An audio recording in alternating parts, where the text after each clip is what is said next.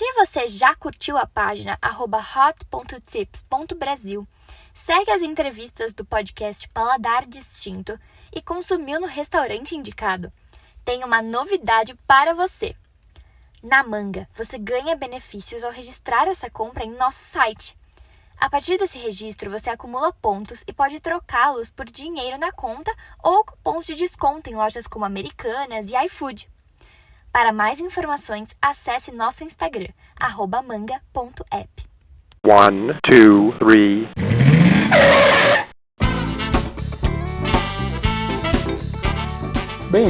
Bem-vindo ao Paladar Distinto, seu podcast de gastronomia. E a conversa de hoje é sobre facas. E nada melhor que falar com uma das pessoas mais especialistas em facas no Brasil e do mundo, Ricardo Vilar. Bem-vindo, Ricardo! Opa, tudo bem? Como é que vocês estão por aí? Um forte abraço a todos. E gostei desse negócio do mundo. eu já colocaria meio em dúvida, né? Mas vamos lá, vamos tentar ajudar no que eu puder. Para mim, você e para muita gente, um dos melhores aí na área da cutelaria e tudo mais. Poxa, é uma honra ter você. E para quem não sabe, né, pessoal, nossos ouvintes, o Ricardo até recentemente participou daquele do reality do History, né, que é o Desafio Sob Fogo. Ele começou até competindo lá no Desafio Estados Unidos, ganhou, e depois hoje até ele é jurado do Desafio Sobre o Fogo América Latina. Poxa, então uma honra, né, Ricardo, para ter aqui os nossos ouvintes, até depois se puder falar um pouquinho para a gente. Mas para começar, eu queria saber como você começou na cutelaria, como que deu início nessa história aí tão bacana? Cara, bom, a gente precisa ter talvez um pouco de tempo aqui nesse podcast. Não, resumidamente. Então, assim, vou começar resumidamente. Cabral chegou ao Brasil. Não, brincadeira. Cara, eu queria muito fazer faca, eu não sei exatamente o porquê. Eu tenho, para mim, a faca é o objeto mais importante do ser humano, tá? E eu meio que posso provar, ou pelo menos eu posso ter argumentos bastante fortes para colocar essa minha tese em pauta, né? Que é o objeto, por exemplo, que eu não consigo dizer para você quem veio primeiro, a faca ou o fogo. Verdade. Né? Então, e nós estamos falando isso e ainda mais nesse seu tema, né, que é culinária. Então, assim, teoricamente, nós estamos falando sobre alimentação. Quer dizer, o ser humano pode ficar sem, por incrível que pareça, o ser humano pode ficar sem WhatsApp, o ser humano pode ficar sem Wi-Fi, mas ele não pode ficar sem alimentação. Né? Então, isso, de repente, é uma novidade aí para muita galera que nasceu aí depois dos anos 80, que você consegue sobreviver sem Wi-Fi, né? Mas não consegue sobreviver sem comida. Então, é a situação básica do ser humano. E como o ser humano é um animal que nasceu sem garras, sem dentes, né? Ele precisou criar alguma coisa. O que ele criou? Ele criou a lâmina, né? Criou um objeto que seja cortante, pérfuro cortante, para ele poder se alimentar. Mesmo os que são veganos, né? Você não vê nenhum vegano dando uma dentada numa melancia inteira no pé, lá, né?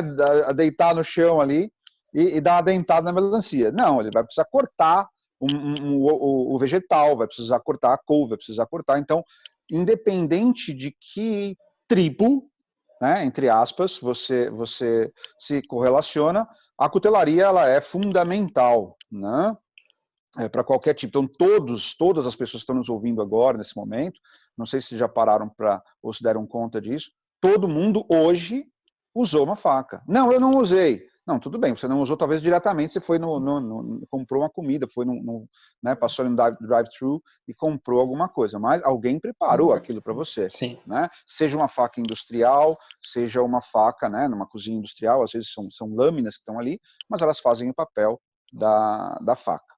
Tá? Então, a cutelaria ela sempre foi muito importante na minha vida, eu sempre gostei muito, porque para mim não dá para separar a raça humana da cutelaria.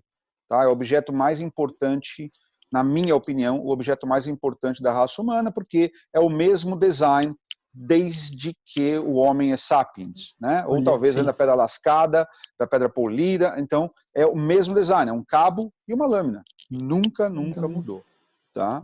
Então, por isso, para mim, ele é o mais importante. E aí eu comecei a buscar né? Como fazer facas, o que eu gostava de faca, não tinha muita explicação sobre isso, e fui me tornar escoteiro, mas na minha época o escoteiro podia usar uma faca na cintura. E era Entendi. por isso, essa é a verdadeira razão pela qual eu me tornei escoteiro. Cada eu poderia faca. carregar uma faca na Olha cintura, né? E aí eu comecei a me interessar por como fazer isso daqui. Né? Como que eu vou fazer isso, tudo mais e tal. E encontrei uma revista de 1960, uma revista em espanhol, chamada Mecânica Popular, né? Nossa. Uma revista de 1960 e pouco, tinha uma reportagem em espanhol de um norte-americano,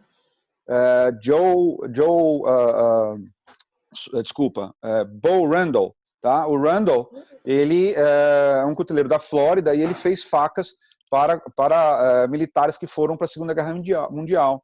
Caramba. Então, ele tinha ali uma reportagem, tudo super famoso, as facas Randall e tudo mais, e eu comecei a seguir aquele negócio ali, falei, vou tentar fazer isso daqui. Então, nós estamos falando isso, pessoal, de 30 anos atrás, né? Estamos falando essa situação há 30 anos. Então, não tinha internet, tá? Não tinha. A gente não Nossa, é podia... difícil ter acesso, né? Tinha o acesso era tudo muito difícil. Exato. Então, foi assim que eu comecei. Minha primeira exposição foi em 1993. Muitos que estão nos ouvindo agora não tinham nem nascido. Olha só. Mas a minha primeira exposição de cutelaria foi em 1993, ali em São Paulo, na Rua dos Pinheiros. Os Né? Pinheiros, nossa. Na Rua dos Pinheiros.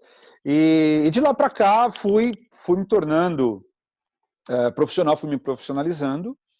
E tá aí, hoje vocês têm mais ou menos uma história aí de como que eu comecei, né? Mais ou menos por aí.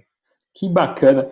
Ô, Ricardo, e aqui o pessoal tem muita dúvida, né? Até eu também acabei estudando um pouquinho e tal, né? Dos tipos, né? Das ligas, né? Se puder falar assim também, eu sei que tem N tipos, né? Mas as principais classificações, né? O que é um aço carbono, o que é o inox, o que é o damasco, né? Que agora aí, até na linha dos churrasqueiros, né? Aí da galera que curte, né? Churrasco, adora ter a sua coleção de faca. Nossa, tem uma faca lá, damasco e tal, super bacana, né? A questão de mas tem umas que tem uma certa dureza, né? Mais difícil de afiar, outras são moles, mas também perde o fio. Aí, se puder dar uma clarificada aí nessa, assim, resumidamente. É aquela primeira coisa, né? Assim, começa a pergunta, você tem tempo? Né? Então, porque vai uma vida aí para a gente, né? E primeira coisa que nós temos que tomar consciência de que nós vamos falar muito sobre conceitos. Né? Tá. Às vezes o que funciona para um não funciona para outro. Nem todo mundo gosta do vermelho, nem todo mundo gosta do... Né? Todos gostam só do azul? Não, né? Então as pessoas gostam de outras coisas. Todo mundo anda de fusquinha? Né? Não, tem gente que acha que o fusquinha nunca deveria ter saído de produção, tem gente que acha que deveria ter... Então, assim... Sim. Conceito. É conceito, tá? Certo. Nós vamos chegar nessa situação. Então, basicamente, para a gente dividir agora em duas coisas, é muito fácil para as pessoas. Então, a gente fala assim, aço carbono, ou aço inoxidável, né? Ou então, a pessoa fala aço cirúrgico. Então, pessoal, para ficar bem claro assim, o que enferruja e o que não enferruja. Tá? Então, o que acontece? O aço inoxidável, que não oxida, ou a terminologia em inglês, né? Hoje, para quem não sabe, eu moro aqui no Arkansas, eu estou morando no Arkansas, eu moro nos Estados Unidos, e produzo facas aqui, eu vivo de produção de facas, né? Ou melhor, corrigindo a minha frase, eu sobrevivo de produção de facas aqui. Então, o que acontece? No Brasil é chamado de inoxidável, né? Mas pelo resto do mundo nós chamamos de stainless, ou seja, aço que não mancha, né? Então é mais ou menos essa história, o que enferruja e o que não enferruja. Então o aço carbono, aquela faquinha de feira, tá? Aquela faquinha que custa R$3, R$4, na época, não sei quanto está hoje, mas aquela faquinha que você vai lá e compra na feira, tem lá uma caixinha de papelão cheia dessas faquinhas dentro, que era que a avó tinha no sítio. Você já tem ido para algum sítio, Sim, alguma coisa? sim. Viu aquela faquinha ali, que ela chega até, depois de alguns anos, ela chega até tá com o cabo de madeira estufado, né? Tanta ferrugem que tem ali entre o cabo e a lâmina, não é isso? Já viu isso Sim, daí, com né? certeza. E essas são as faquinhas de sítio, né, pessoal? Essas faquinhas desse pessoal. E o que tem nessas facas? Elas são super afiadas, né? Elas cortam, como diria, cortam barbaridade, né? Elas são super afiadas. O que é aquilo? Elas são feitas em aço carbono, um aço chamado de aço de médio carbono, ou também conhecido como aço mola, porque ela é super flexível, tá? E a gente vai chegar dentro do porquê essa flexibilidade tem alguma coisa a ver com a faca, né? Tem alguma coisa a ver com a durabilidade do fio, tá? Mas o que acontece? Ela se torna escura, ela se torna preta. Por quê? Porque quando você começa a cortar carne, quando você começa, todo alimento, toda a situação, ela vai ter acidulantes e situações que vão manchar esse aço carbono e vai criar ali uma situação, às vezes, logo de comecinho, se ela estiver bem polida, ela fica, se você cortar uma carne, por exemplo, ela fica com uma coloração azulada.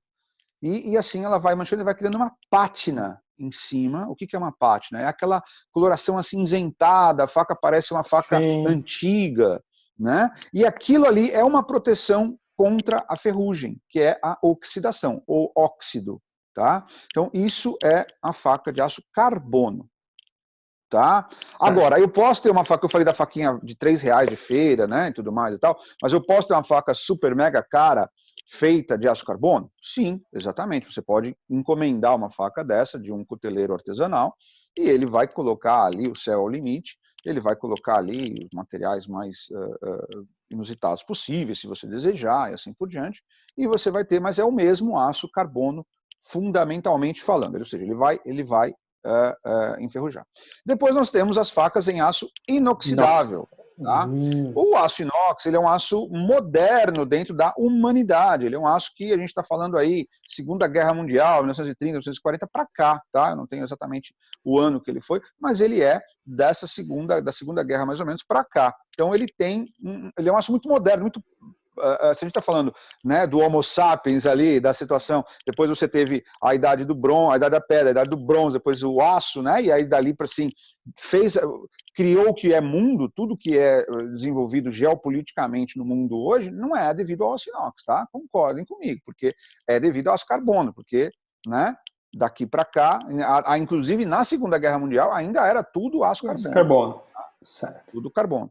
E aí nasceu o aço inox, e é um aço que eu costumo chamar, para as pessoas poderem entender, ele é um aço de laboratório, né? Por que ele é um aço de laboratório? Porque ele é o senhor limpinho, tem que ser tudo, quando você vai produzir uma faca de aço inox, você vai usar um forno de temperatura controlada, porque ele não aceita variações de temperatura para fazer o tratamento térmico, ou seja, a tal da têmpera, que todo mundo fala, têmpera, o que é a têmpera? É o endurecimento do material. O material é mole, tá? Ele não pega fio, ou ele pega, mas ele não mantém esse fio porque ele não tem dureza, ele é mole. E o que é a têmpera? É o enrijecimento. Então você vai aquecer esse material a uma determinada temperatura. Nós estamos falando aí no aço carbono, que é a temperatura super baixa, estamos falando de 840 graus, tá? Mais ou menos. 780, 768 é a temperatura crítica dele, e ele vai aí uns 840 graus, dependendo do aço, obviamente, não vou entrar nessa questão. Mas o aço inox, ele já passa para 1090, 1000 não sei quanto. Então você precisa ter, e no aço carbono você pode ter essa flexibilização de modificar um pouco a temperatura. Alguns aços inox, eles são feitos em laboratório, inclusive por tecnologia do pó, né? O que é a tecnologia do pó? É super puro essa produtividade, essa produção, que eu digo que é o senhor limpinho. O que ele vem? Ele vem são peças de altíssima tecnologia, né, fábrica de altíssima tecnologia, e é feito um pó, esse pó é prensado, e aí ele tem uma granulação super fina, e aí sim forma o aço, tá? Então, todos os aços que você vê CPM na frente do aço e tudo mais, tá? CPM S30V, isso aqui tem um monte de números e siglas, tá, pessoal? Todos os aços têm um monte de números e siglas para você saber quem é quem e a que família ele pertence. Então, esse cara, ele não aceita essa variação de temperatura muito forte, então você precisa ter um forno de tratamento térmico, normalmente esse forno digital, um forno de temperatura controlada, para que você consiga ter um bom tratamento térmico, ou seja, uma boa têmpera na sua lâmina. Muito bem. E aí vem aquela briga, né? Como tudo é muito passional, né? Assim, ame ou odeie, aquela coisa toda. Então, assim, aço inox ou aço carbono, qual que é melhor? E aí gira os dois times, né? Vira os dois times, um time para cada lado. Eu acho que tem os dois mundos e os dois são bons dentro das suas condições, tá? Quando os aço inox, por eles serem um aço novo, e qual é a má fama que existiu dentro do aço inox? Aço inox não corta, é o que a gente escuta, né? Aço inox não pega fio, não corta. Não é que ele não pega fio, todo aço pega fio, ele vai ser afiado. O que vai acontecer é que ele não mantém o fio. Então, ele perde fácil, né? Ele perde fácil, e principalmente na culinária. Não tem, olha... O cara pode, 90% da minha produção, eu tenho a minha produção aí no Brasil, mas a minha produção no Brasil ela é mais voltada para o que a gente chama de faca esportiva, né? Ou de faca de sobrevivência, ou facas militares, faca para uso em campo. Tá? E o pessoal acha que essa é a faca que vai sofrer os maiores abusos. Não tem maior abuso do que cozinha. Olha só, cara. Não tem. Por quê? Porque ali ela está todo dia e cotidianamente sendo usada, tá? Então, uma faca de acampamento, não. Você usa poucas vezes no dia, ou você usa poucas vezes no acampamento, você não usa ela todo dia. Mas na cozinha, é todo dia. Você tem coisas, você tem temperatura, quente e frio, você tem coisas ácidas, você tem uma série de coisas fazendo ataque ali. Tem sabão, tem uma série de coisas fazendo ataque. Então, é super... vamos falar assim, a vida da faca de cozinha é super tumultuada, né? Ela não é uma vida fácil, né? A faca de cozinha. E ela vai aonde? Ela vai estar na tábua. E aí tem, por lei, né, sanitária, você não pode usar uma tábua de madeira. Não é isso? Isso. Você tem que usar uma tábua de um material sintético ali. E esse material sintético não é a melhor coisa do mundo para o fio da faca. A melhor coisa seria a madeira. Tá? A melhor coisa do mundo, você que faz churrasco em casa, tudo mais e tal, se você puder ter aqueles cepos, aqueles troncos, aonde ele é cortado na longitudinal, né? Ou melhor, na transversal, na transversal, isso. E aí você vai poder ver a granulação da madeira apontada para cima, né? E não os veios de madeira, mas sim a granulação. Então, ou seja, imagina um tronco de árvore, você vai cortar uma fatia desse tronco e vai usar a parte de cima, ou seja, os veios da madeira estão apontados para cima. Por quê? É como se fosse uma escova. Toda vez que você passar o fio ali, aqueles veios encaixarão no meio das cerdas, tá? Porque os veios da madeira funcionam como cerdas, seria mais ou menos isso. Então, esse seria o melhor dos mundos, né? Enquanto que a faca, a tábua de material sintético, ela vai estar sendo agressiva ao fio, né? E o que, pessoal, não usem em momento algum, que eu condeno 100%, é tábua de vidro. Putz, de vidro, tá? É verdade. Por que tábua de vidro? Quem é mais duro, o aço ou o vidro? Quem é mais duro, o aço ou o vidro? Não sei, viu? Boa pergunta. O vidro. Então, assim, o vidro é mais duro que o aço. Tá? Então, na hora que você passar o fio da sua faca, que o fio nada mais é do que a menor espessura do aço, menor espessura do seu metal, é o fio. Ele não é uma coisa... As pessoas acham que o fio de faca é algo que vem é algo divino, né? Ou algo que aparece ali. É algo etílico, né, que está ali, meio mágico até e tudo mais e tal. Mas não é. O fio nada mais é do que a menor espessura da faca, né? A menor espessura do material. Então é uma espessura bastante fina, tá? E o que vai acontecer quando ele passar sobre o material mais duro? Ele vai ou arredondar, ou ele vai ser abrasivo e tudo mais e tal. Então, por isso que a gente começa a entender entre os materiais. Muito bem, guarda essa informação do fio sendo a menor espessura, que a gente vai usar mais para frente. Certo. O que vai acontecer então? Então, pô, carbono ou inox? Você falou da tábua, falou não sei o que lá, mas e aí, qual dos dois, afinal de contas?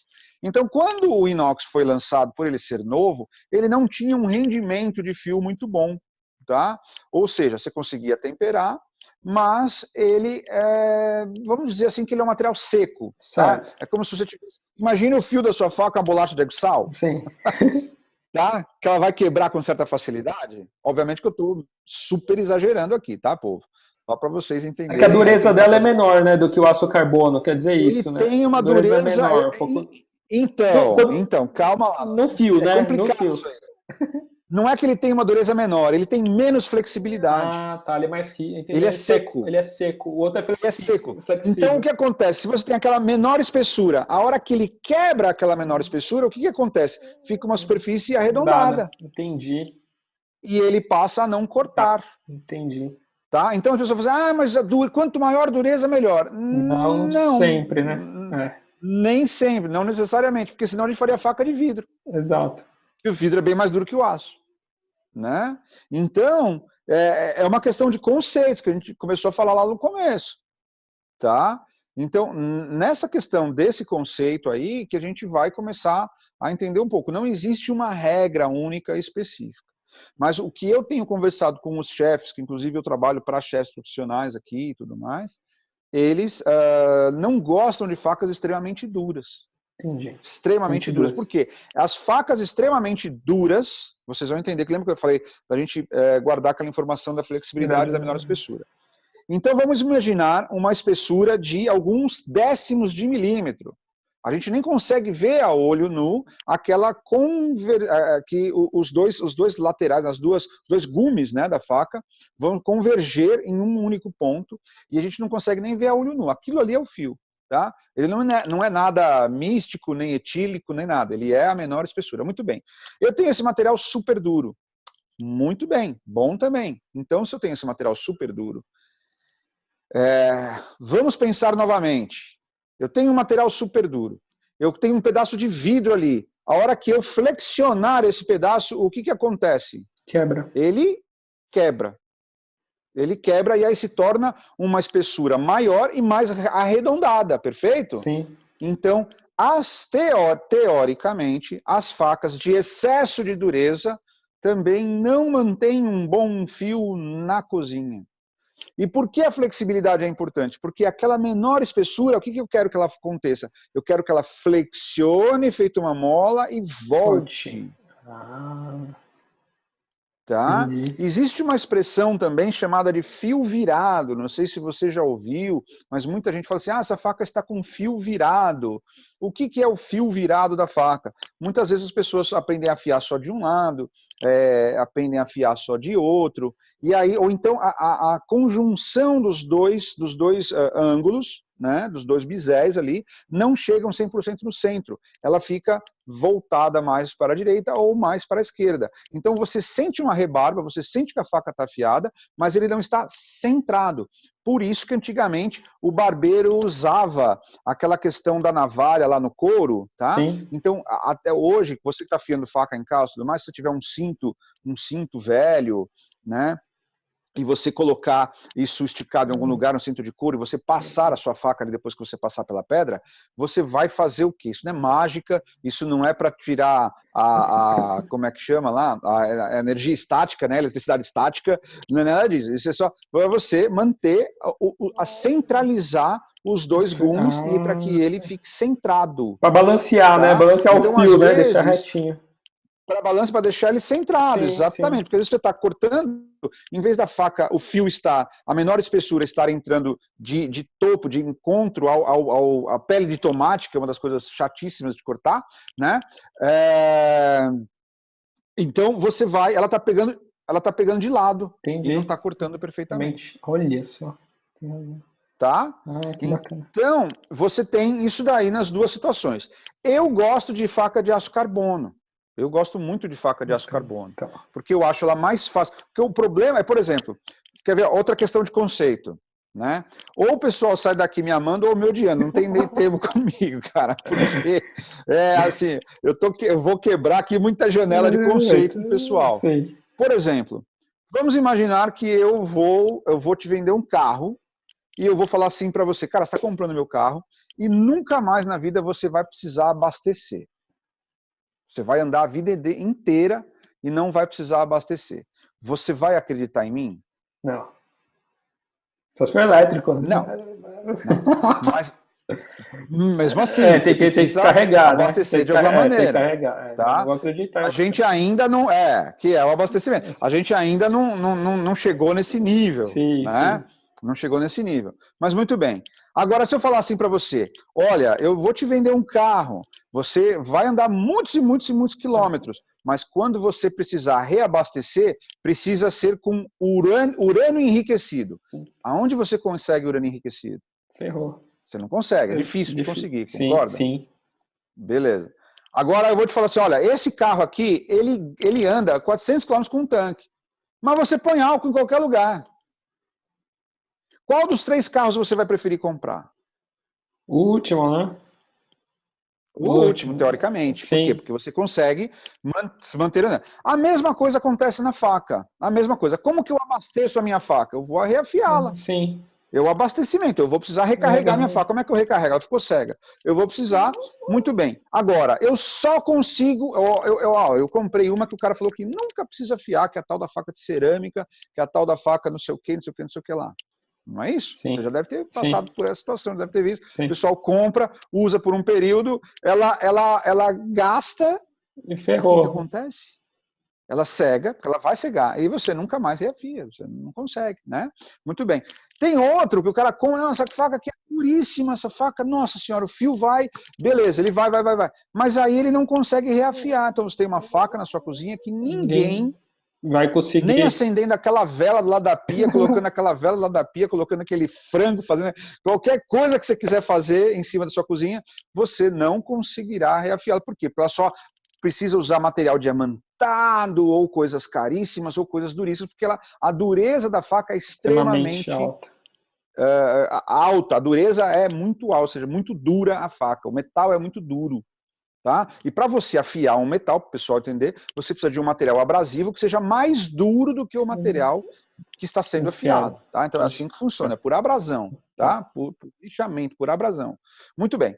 E se eu te der uma faca que você afie em qualquer lugar, que muita gente afia, talvez não o pessoal do restaurante, pessoal chique, pessoal fino, né? O pessoal do restaurante japonês lá que você comentou.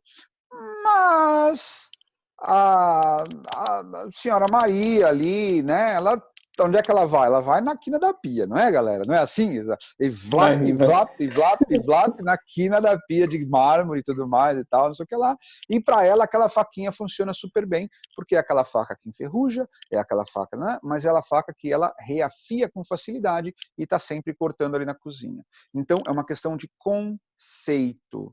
Tá? Então, o aço carbono, para mim, é um aço mais fácil de ser reafiado, porque ele é um aço mais mola, ele é mais flexível, não é mole, é mola, é como ele tem flexibilidade. Tá? Perfeito, deu para entender. Então, deu para entender? Eu dei uma volta de São... Não, deu para entender, né? Porque às vezes incrível, essas facas de inox, né, aquelas brilhosas, assim, super bonita, né, parece de decoração, né, assim, tudo... Como é que você falou? Às vezes para afiar, ela pode perder rápido o fio e depois para afiar é complicado, né? Assim. Agora, nós estamos entrando num outro momento que os aços inox que estão sendo feitos hoje em dia... é uma outra etapa. Que não necessariamente são os mesmos aços inox que você tem nas facas comerciais que você vai comprar no supermercado, não é esse, tá? Sim. Mas facas de mais alto valor. Então você tem aços inox de altíssima geração. Tá. Que eles combinam o melhor dos dois mundos. Eles não oxidam e eles aguentam o fio. Só que são aços de valores bem elevados. Certo. Tá? Agora, veja, eu fabriquei algumas peças para mim mesmo e o que eu uso aqui é o aço 420, que é o aço comercial que tem no Brasil. Tá? Por quê? Porque eu aprendi a afiar, eu sei afiar. Então, para mim, não é um problema eu abastecer a minha faca, eu abastecer o meu Fusca. Sim. Tá? Então, eu uso uma faca simples, que não enferruja na cozinha. Tá? Mas, e que ela vai perder um pouco, ela vai perder um pouquinho, mas eu com o material que eu tenho ali com certa facilidade, ou com uma chaira. O que é uma chaira, pessoal? É aquela situação que quem já Açougueiro. foi no açougue, viu o show, aquele show que o açougueiro faz, e aquele negócio todo, você fala, meu Deus do céu, será que eu posso ficar aqui? Se eu tenho que abaixar a cabeça cada hora que ele faz esse vap aí, né, que vai passar a faca aqui, muito daquilo é show, mas muito aquilo nada mais é, pessoal, aquele bastão, né, aquela chaira que é usado, nada mais é do que uma lima, igual lima de limar aço, lima de limar, né, de desbastar aço, né, de afiar enxada, né, a lima, nada mais é do que uma lima com os veios na longitudinal do bastão. Entendi. Tá? E essa chaira pode ser, as antigas normalmente são feitas igualzinho uma lima, e as novas você tem chairas de cerâmica, você tem chairas de material diamantado, e que são incríveis. Para quem pode nos ver aí, ó, essa daqui é uma chaira de material diamantado, que eu uso há anos e anos na cozinha e funciona super bem, tá? Então, você vai pegar e vai reafiar. Então, para mim não é problema eu usar uma faca que seja de um material um pouco mais mole, mas que eu tenha que afiar mais vezes. Entendi. Tá? Se você Tinha tiver essa essa possibilidade, situação. né? Muito legal. E falando em. Você Exato. falou um pouco da Shaira, tudo, Ricardo. Tem um pouco das dúvidas, assim. Hoje tem muitas empresas vendendo aqueles afiadores de mesa, né? Que às vezes. Fala assim, passa o número. Veio aqui número 1 que é para afiar, o outro aqui é para polir. Aqueles também. Tem uns que eram mais baratinhos, mas agora tem uns bem bonitos, tal, mais modernos. Aquilo ajuda, não sei se. Eu não tenho um daquele, mas eu falo, às vezes fico na dúvida se ajuda ou Não, só estraga o filme. Ajuda. Ajuda também, tudo. Mas Ajuda. nada melhor do que uma Ajuda. pedra, né? Assim, uma pedra ou uma chaira, assim, às vezes. Pois é, então, depende da habilidade da pessoa e do que a pessoa vai fazer. O que é aquilo ali? Aquilo nada mais é, tá? Existem alguns Modelos. tipos, Isso. né, de material ali. Então, por exemplo, existem uns que são uns Vzinhos assim, tá? E que tem material de cerâmica ali, duas plaquinhas de cerâmica que você vai colocar a faca e vai trazer, e aquilo ali está retirando, como se estivesse tirando uma lâmina da sua faca, Tá. uma lâmina da lâmina, é meio complicado, mas assim, estaria retirando um pedacinho do seu fio num vértice, tá? E esse vértice é o fio. Tá. Beleza? Então, na hora que eu passo isso ali, ele passa a afiar a minha faca. Ele retirou. Mas ele cria sempre um ângulo. Entendi. Que eu necessariamente não concordo. Porque muitas vezes a faca que você comprou de um cuteleiro profissional, ou uma faca, por exemplo, quem tem faca japonesa, pessoal, em hipótese alguma, passe nesses negócios. Porque tá? ele vai estragar, né? É só de um lado, né? Vai passar e vai estragar. Ele vai mudar o ângulo de afiação da faca. Verdade. Exato, tá? Certo. Ele vai mudar o ângulo de afiação da faca. Então, quem tem faca para culinária japonesa, jamais passe ali. Mas é possível, para quem não quer aprender, para quem não quer mexer com nada, tudo mais e tal, é possível. Eu não gosto, eu prefiro a afiação tradicional, que a pessoa vai usar ou uma pedra de afiar, ou uma chaira, tá?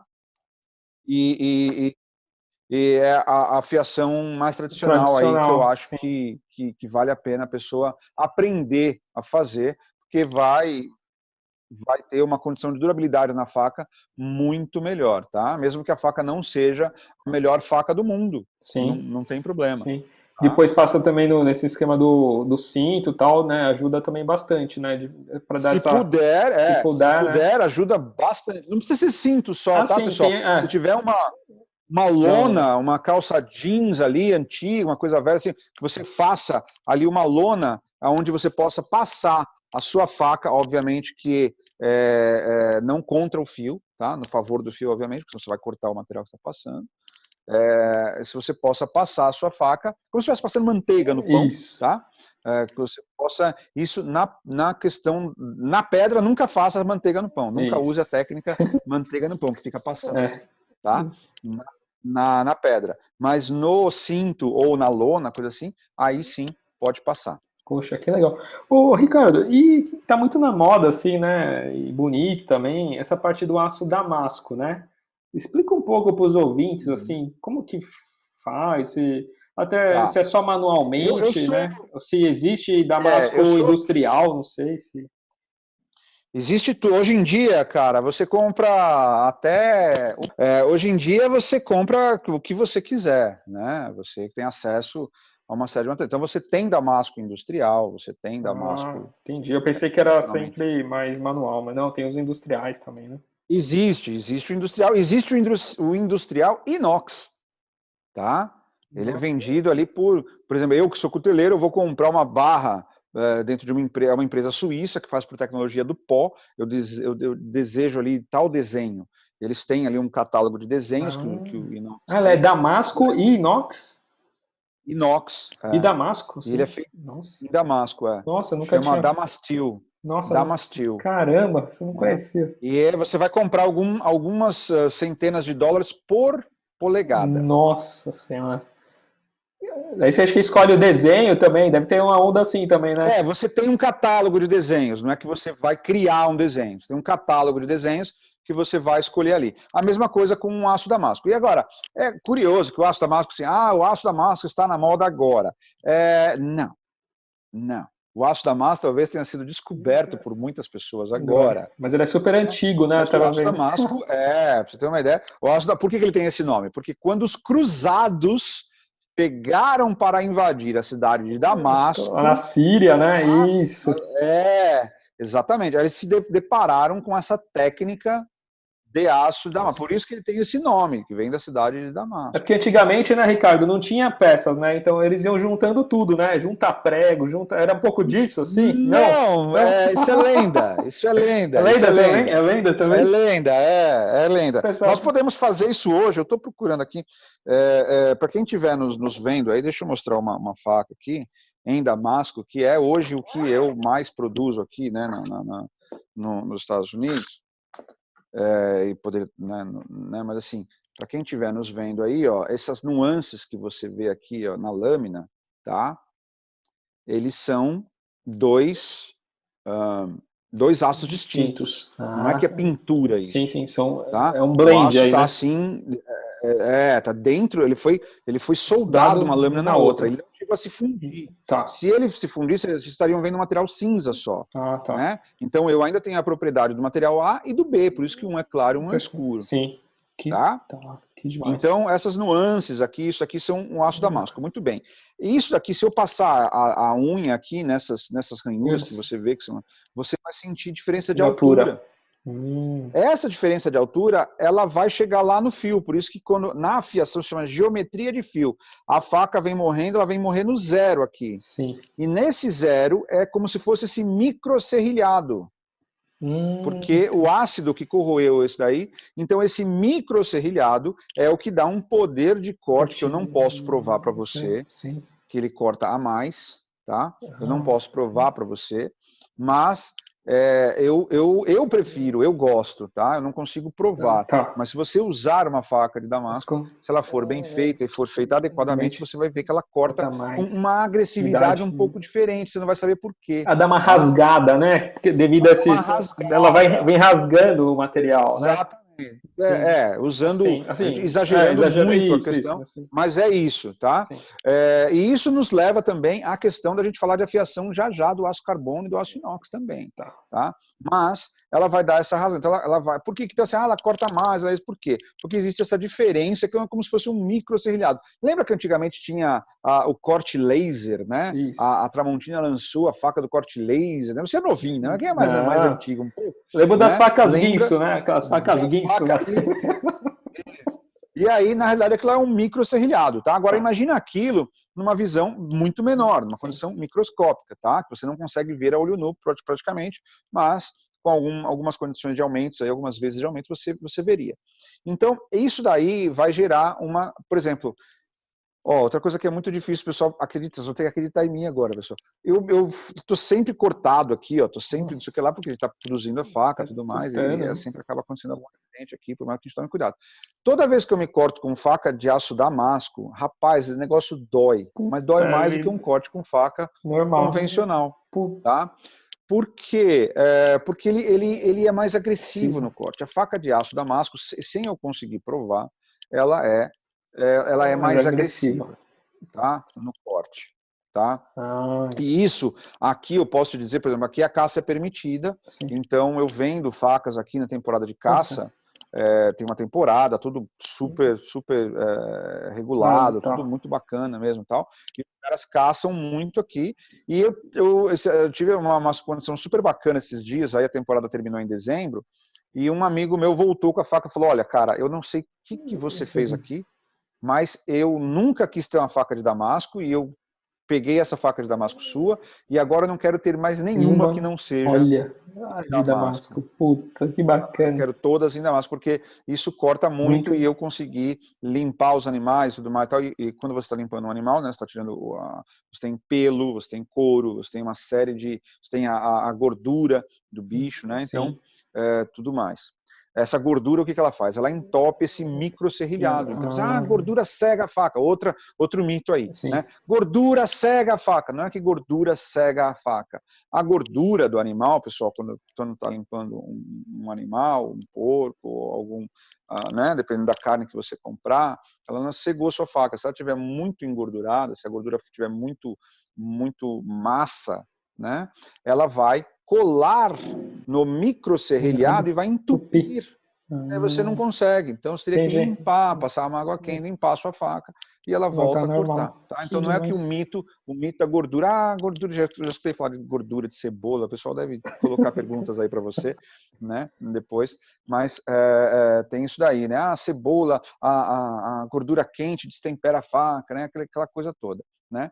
Então isso está muito mais relacionado a tábua de afiar que você está usando, né? O prato cerâmico é muito mais duro do que a faca, tá? Então a cerâmica é usada para afiar facas, né? Então, bom, mas voltando à questão do Damasco, então o Damasco, na realidade o Damasco nada mais é do que 2 aços carbônicos. Tá? E voltando um pouquinho ainda mais para trás, só para dizer que eu falei que era lenda, que o pessoal colocava prego, não, o aço Damasco, para vocês terem uma ideia, ele ficou durante anos e anos e anos, e ele até hoje é um grande segredo. Até esse aço Damasco que nós fazemos, nós chamamos de Damasco moderno. O que é o Damasco moderno? Você junta 2 tipos de aço e quando eles chegam a mais ou menos 1.300 graus, eles estão quase se fundindo um no outro e aí você, por pancada ou por pressão, eles colam um no outro, mantendo as propriedades um de outro. Muito bem? Esse é o Damasco moderno. Então os aços foram feitos na usina, chegam aqui e nós juntamos os dois. Muito bem. O Damasco tradicional, Damasco verdadeiro, entre aspas, entre muitas aspas, é o Damasco Woods, que é uma W-O-O-Z, tá? Perdão, DZ. E aí o que acontece? Nesse aço, ele era feito através de minério de ferro. Então, ali, porque na realidade, a cutelaria e a execução de um aço, pessoal, inclusive, não sei se o pessoal sabe, mas assim, numa usina vamos falar de uma empresa que fabrique aços no Brasil, tá? Essa usina que fabrica aços, o lugar onde os aços são colocados dentro dos tonéis que vão derreter ali para ele sair o lingote e se formar aço, é chamado de cozinha. Por que é chamado de cozinha? Porque ele tem exatamente uma receita. Então ele vai X% de ferro, X% de carbono, X% de manganês, X% de cobalto, X% de... E ali por diante, né, de vanádio e assim por diante. Então essa receita vai sair determinado aço. Tá? Então é chamado de cozinha. Então essa alquimia está bastante parecida entre as duas situações. Tá? Então o que se tinha lá no Oriente, né, que eles faziam? Então eles tinham um determinado minério da região, eles tinham uma condição de poder colocar todo esse minério junto e depois de não sei quantas horas disso cozindo, estamos falando de 30, 40 horas ininterruptas, tá, pessoal? As pessoas tomando conta ali daquele forno, daquela condição, né? Imagina que tudo isso estava sendo feito por ar soprado, né? Por fólens de ar soprado, e aí você tirava uma massa desse alto forno, era retirada uma massa disforme, que ela precisava ser batida, forjada, e conforme ela ia sendo forjada, ela vai se purificando, vai saindo as impurezas e ela vai sendo moldada. Muito bem. Quando você terminou tudo isso, você tem um desenho que são as condições os cristais dessa determinada liga de aço, ele formou determinados cristais. Esses cristais, eles são aparentes na lâmina. Tá? São cristais que dão maior e menor dureza.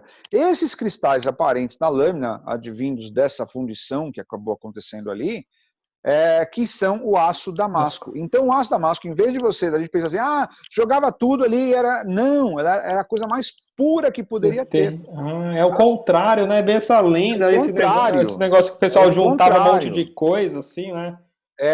Mas por que, por exemplo, na espada japonesa, por exemplo, os caras fazem isso daí, tiram esse bloco, quebram esse bloco, e aí com palha de arroz e barro e tudo mais, eles juntam esses pedacinhos, aí vão forjando até esses pedacinhos se tornarem vão caldeando, né, que se chama caldeamento, quando ele chega a várias 1.500 graus pelo menos, 1.300 graus pelo menos, ele é dado uma pancada, ele caldeia, ele solda um no outro, tá?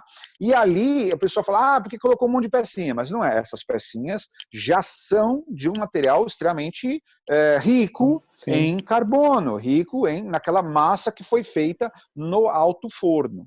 Tá? Então é exatamente o contrário, é o oposto. Que bacana. É o oposto, né? Só para a gente ter, por exemplo, a gente trazendo aqui mais uma curiosidade. Uma arma, né? É uma arma de fogo. Nossa, isso aqui é uma arma de fogo. Ela pode ser feita com aços, entre aspas, muitas aspas, tá? Sim. Mas com um aço de média qualidade, um aço que não precisa ser. Já uma faca, não. Uma faca precisa ser feita com aço de boa qualidade. Porque ou ela vai quebrar, ou ela vai... Então, você tem essa situação, tá?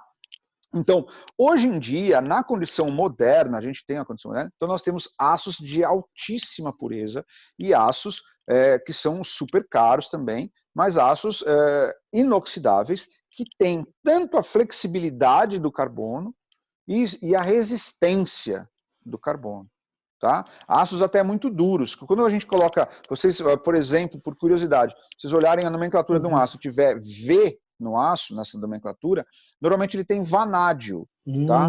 Esse vanádio, aí você fala, nossa, aqui, minha faca, quanto mais vai lá ver, lá tem um códigozinho lá, HRC, e um número, tá? Esse HRC é Rockwell C, tá? Isso aí é uma unidade de dureza, esse HRC, então o cara vai lá, quanto maior o número que eu comprar, melhor. Tem facas de aqui, tô vendo aqui, 55, a outra é 62, 62 é maior que 55, é muito melhor, tá? Depende, você vai conseguir reafiá-la? Você vai conseguir, você vai precisar do urânio enriquecido que eu falei do nosso automóvel lá? Ou você vai conseguir reafiá-la numa situação fácil? Isso é que tem que prestar atenção. Eu prefiro facas mais flexíveis a facas mais duras, se eu posso escolher. Puta, que legal, Ricardo. Então, nosso papo tá super legal, mas nosso tempo tá quase curto aí, mas já deu, acho que deu para o pessoal entender bastante, assim, acho que das 3 principais características, né? Acho que um pouco de afiação, acho que espero que eu tenha ajudado mais que atrapalhado, que eu falo muito e o pessoal às vezes se perde aí nas informações, né? Foi super legal. Mas estou à disposição, vamos lá. Não, foi super legal. Passa um pouco as suas redes sociais, Ricardo, os seus contatos aí para os ouvintes. Cara, minhas redes sociais eu resumi tudo em uma única rede social. Eu tenho usado somente o Instagram, a forma de se comunicar comigo, tá? Então, r.vilar, _, aquele risquinho embaixo, Knives, tá? Essa é a minha Knives, Knives, né? Facas em inglês, r.vilar, _ Knives. E ali é a rede social que a pessoa me encontra. E é muito legal também, para depois, se quiserem colocar lá no History, no YouTube, lá no desafio sobre o fogo, né? Você vê lá os episódios onde até o Ricardo ganhou, né? Lá nos Estados Unidos, o reality lá do History. E também como jurado, muito bacana no desafio aqui da América Latina, né, Ricardo? Você vê que a televisão tá ruim hoje em dia, né? Tá passando qualquer coisa, né, cara? Que nada, nossa, foi muito legal. Mas foi muito legal, é uma honra para mim poder ser um dos jurados, uma honra estar ali do lado de feras ali, como o Mariano Gugliotta, como o Doug Marcaida, que é um dos jurados do Desafio Sob Fogo norte-americano, que é chamado de Forged in Fire, né? Sim. Forjado em fogo, né? É a tradução ao pé da letra, e acabei me consagrando campeão ali e tudo mais, isso é bem bacana. E para quem não sabe também, aqui nos Estados Unidos eu sou instrutor da Universidade do Arkansas. Olha, que tá? bacana. Então, se algum dia a Universidade do Arkansas está sendo a primeira universidade dos Estados Unidos onde ela vai ter o curso de proficiência em cutelaria. Então, a pessoa consegue ter um curso. E esse curso é extensivo aos brasileiros, tá? Quem quiser pode vir aqui. Existe já lá no site da Universidade do Arkansas uma tabela, um formulário em português, tá? As pessoas que quiserem se matricular, vir aprender a fazer faca, vir visitar aqui, é um site arqueológico, uma cidade histórica, aqui que foi onde a gente tem a aula, é onde era Washington, né? Washington foi a capital durante a Guerra Civil. Sim, então... Tá? Mas é Washington no estado do Arkansas, do Arkansas, tá? Uma cidadezinha de 180 habitantes, tá? Ali que foi forjada a primeira faca Bowie, né? A tal famosa faca Bowie e tudo mais, ali, tá? Então, tudo isso, vocês fazendo uma pesquisa aí pela internet e tudo mais, ainda que na língua inglesa, né? Mas hoje os tradutores ajudam bastante, mas se vocês fizerem essas pesquisas, vocês vão chegar ali na James Black. James Black foi o forjador que forjou a faca, né? Era o ferreiro que forjou a faca para o Gene Bowie, né? O herói que morreu na Guerra do Álamo ali, na guerra contra o México. Tá? Então, James Black Bladesmithing, né, que é o Forjadores de Faca, Bladesmithing School, James Black Bladesmithing School. Se vocês digitarem isso aí no Google, eu sou um dos instrutores dessa universidade aqui no Arkansas. Que demais! Tá? Então, espero que eu tenha ajudado. Para mim é sempre uma honra, um prazer. Poxa, foi demais. Estou à disposição. Obrigado, viu, Ricardo? Grande abraço. Imagina, cara, um grande abraço. Tchau, Obrigado tchau. pelo convite. Tchau, tchau.